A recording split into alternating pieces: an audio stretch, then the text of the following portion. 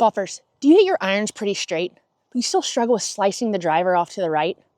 I'm going to show you why that is and 2 simple tips that we can do to make sure that we hit that driver just as straight as you hit those irons. My name is Maggie Simons, but my friends call me Mags for short because I help them master a great swing. So stay tuned for this whole video to learn how to hit that driver straight down the middle of the fairway. Okay, so we're going to go over a little bit of the geometry of our swing circle, because this will give you a better understanding of why you can hit your irons pretty straight, but with the driver, it's a different story. So if our lowest point of our swing circle was right where the golf ball was, or right underneath the golf ball, you can see that this white stick kind of indicating my target line, you can see that I would kind of catch the ball right at the bottom of my swing arc, and it would kind of go inside, down the line right here, and then back to the left, and golf ball would go pretty straight. But we know that we want to have that low point of our swing circle a little bit after the golf ball. So now, moving the golf ball back this way, the low point, our divot here after the golf ball, you can see that, okay, now we're going to be catching the ball as we're swinging down our swing arc, which is what we want for an iron.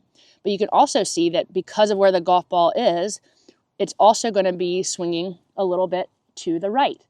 And we need that rightward path in order to hit a draw or to hit it fairly straight and not hit a slice. I think we also all know that with our driver, we're trying to catch the ball more on the upswing. We have to move that ball position more forward in our stance.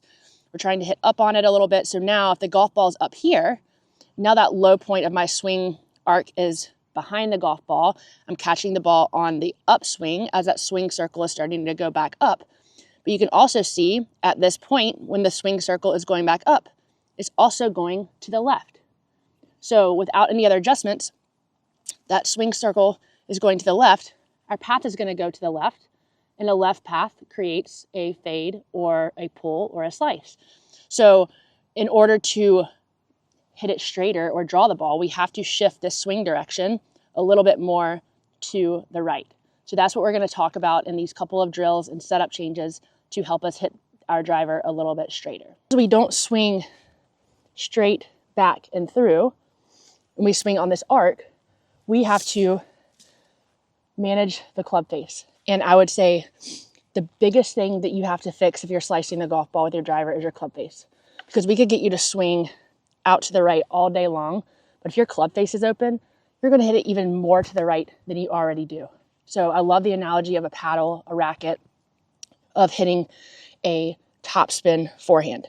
So again, if my target line is straight down this white alignment stick, I need to come in from the inside, but I need to get the face of my paddle pointing more to the left than where I'm swinging. So if the orange stick represents my path, if I'm trying to swing out to the right of my target line, if I swing to the right and I keep the paddle there, I'm just going to hit it straight to the right. In order for the ball to draw back or go straight, as I'm swinging along that orange stick, I need to let the paddle start to close down or point more to the left.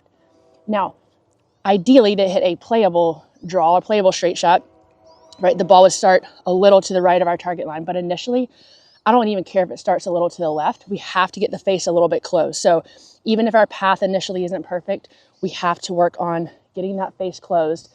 And then once we can hit it a little bit left, then we can work on the club path. So again, this analogy of coming in, but we have to let that paddle point a little bit more to the left. Then the direction we're swinging is what's going to make the ball go straighter for us. Okay, so setup wise, we got to make sure our grip is correct. So with that top left hand, we have to make sure it's running through the base of our fingers, and that when you look down, you can see at least 2.5 knuckles. I'm okay if initially it's even 3 when you look down at that left hand. Secondly, I want you to extend your right arm, turn it so the pit of your elbow is facing outwards. You're going to keep that position of the upper arm, and you're just going to turn your hand to where you would take your grip, but you still have the pit of that elbow pointing out. That is going to help almost pre-close that face a little bit, make it easier for that face to close. Third, we have to make sure our ball position is far enough forward. Most of my students' ball position is too far back, too far towards the middle, where we're naturally gonna catch that face as it's still a little bit open to our target line. So we've got to make sure that ball position is lined up inside of that left heel.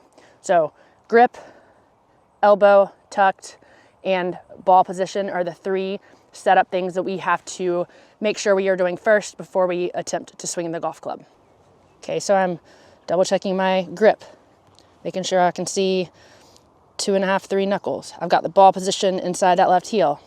I've got my arm tucked so the pit of my elbow is facing out, rotating my hand.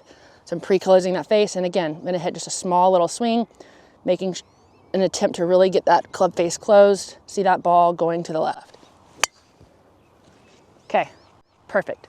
So we have to get the face closed first, because if not, you're gonna try to swing to the right, you're gonna miss the ball more to the right, and you're just gonna revert back to swinging to the left because you're sick of seeing the ball go to the right. So now that we have the face closed, now we can work on our path. Okay, so now to get our path better. So just like at the beginning of the video when I showed you the hula hoop of our swing direction, how when the ball position is more forward with the driver, we're naturally catching the ball as that club is already swinging left, which promotes a leftward path.